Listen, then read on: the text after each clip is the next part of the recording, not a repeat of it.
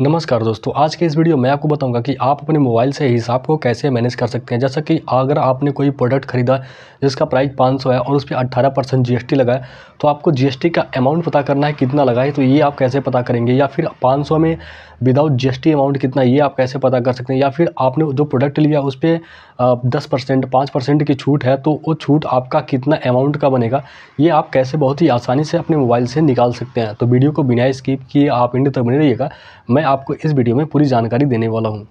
तो मोबाइल से हिसाब मैनेज करने के लिए आपको सिंपली क्या करना है, अपने मोबाइल फ़ोन में कैलकुलेटर ओपन करना है। अगर आपके मोबाइल फ़ोन में कैलकुलेटर नहीं है तो आपको प्ले स्टोर पर बहुत ही आसानी से कैलकुलेटर एप्लीकेशन मिल जाएगा। आप प्ले स्टोर से इंस्टॉल कर लीजिए अपने मोबाइल फ़ोन में। वैसे कैलकुलेटर हर एक मोबाइल फ़ोन में मौजूद होता है, ठीक है। तो यहाँ से मैं अपने मोबाइल फ़ोन के कैलकुलेटर में आ गया, ठीक है। कैलकुलेटर वाले ऑप्शन को ओपन करने के बाद सिंपली जैसे आपने कोई प्रोडक्ट खरीदा जिसका प्राइस 500 है, तो यहाँ पे मैंने 500 टाइप कर दिया और इसमें 18% जीएसटी इंक्लूड है। अब हमें पता करना है कि जो 500 पे 18% जीएसटी लगा है इसका अमाउंट कितना बनेगा। तो आपको क्या करना है, 500 इंटू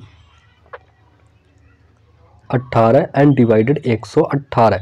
तो यहाँ पे जो आ रहा है 18% जीएसटी की वैल्यू अमाउंट में, वो 76.27 रुपीज़, ठीक है। अब हम क्या करेंगे, 500 में से अगर हम 76.27 माइनस करते हैं तो यहाँ पे 500 और माइनस 76.27, ठीक है। तो यहाँ पे 423.73 रुपये आ रहा है। अब हमें पता करना है क्या ये जो 423.73 रुपीज़ आ रहा है विदाउट जीएसटी अमाउंट, ठीक है, 500 का विदाउट जीएसटी अमाउंट, क्या ये सही है। तो अब हम इस पे जीएसटी ऐड करके देख लेते हैं। तो 400 हमने 500 में से माइनस किया 76.27 जीएसटी अमाउंट, तो यहाँ पे आया 423.73, ठीक है।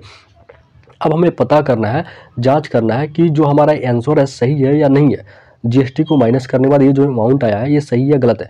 तो आप प्लस 18% हम इस पर ऐड कर देंगे, प्लस करेंगे 18 और यहाँ पे परसेंट का साइन है, ये हम टाइप कर देंगे, ठीक है। तो यहाँ पे देख सकते हैं 500 आ गया। तो इस तरह से आप बहुत ही आसानी से किसी अमाउंट के वैल्यू से जीएसटी वैल्यू को पता कर सकते हैं और विदाउट जीएसटी वैल्यू को निकाल सकते हैं। अब हम बात करते हैं, अगर इसी 500 अमाउंट पे 12% या 5% जीएसटी है तो उसको हम कैसे निकालेंगे। अगर 12% है तो फिर वही प्रोसेस अपनाएंगे बट नंबर चेंज हो जाएंगे, ठीक है। तो यहाँ पे हमने कर दिया 500 इंटू यहाँ पे कर दिया 12 एंड डिवाइडेड 112, ठीक है। तो यहाँ पे जो 12%, 500 में से 12% जीएसटी का जो अमाउंट आया ये आया 53.57, ठीक है। अब हम बात करते हैं, अगर यही 500 पे अगर 5% की जीएसटी वैल्यू लगी है तो उसका अमाउंट कितना बनेगा, ठीक है। तो 500 इंटू क्या करेंगे हम 5 एंड डिवाइडेड 105 कर देंगे। तो जो इस 500 पे 5% की जीएसटी वैल्यू आ रही है अमाउंट में, ये 23.80 रुपीज़ आ रही है, ठीक है। तो इस तरह से आप किसी भी अमाउंट में अगर जीएसटी शामिल है 12%, 8% या 5% जितना भी हो, तो सिंपली आपको क्या करना है, वो अमाउंट लेना है, इंटू करना है और जितना परसेंट का नंबर है, जैसे 18% है तो इंटू 18 कर देंगे और डिवाइडेड 118, ठीक है। तो उस तरह से आप बहुत ही आसानी से जीएसटी वैल्यू को निकाल सकते हैं। और जीएसटी वैल्यू निकालने के बाद उस अमाउंट से जीएसटी वैल्यू को माइनस करेंगे तो विदाउट जीएसटी अमाउंट आपके सामने आ जाएगा। अब हम जानते हैं कि अगर आपने कोई प्रोडक्ट खरीदा जिसका प्राइस 700 रुपीज़ है और उस पर आपको 5% की छूट मिल रही है, तो ये छूट कितना बनेगा अमाउंट में, ये कैसे जानेंगे, ठीक है।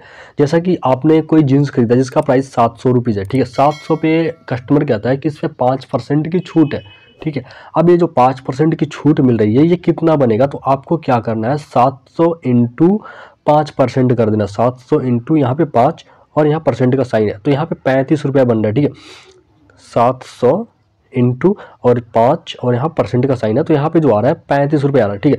तो 700 में से अगर हम 35 माइनस करेंगे तो अब हमारा जो एक्चुअल गिवन प्राइस होगा जींस का, जो हमें उसे देना होगा 5% माइनस करने के बाद डिस्काउंट के बाद, तो ये कितना बनेगा, यहाँ 700 और माइनस 35, 665 रुपये, ठीक है।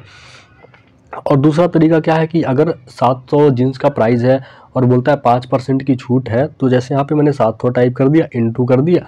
अब 5% की छूट है उस पर जीन्स पे, जीन्स के प्राइस पे 700 के, तो यहाँ पे 700 इंटू 5 एंड डिवाइडेड 100 कर देंगे, तो यहाँ पे आ गया 35 रुपये, ठीक है।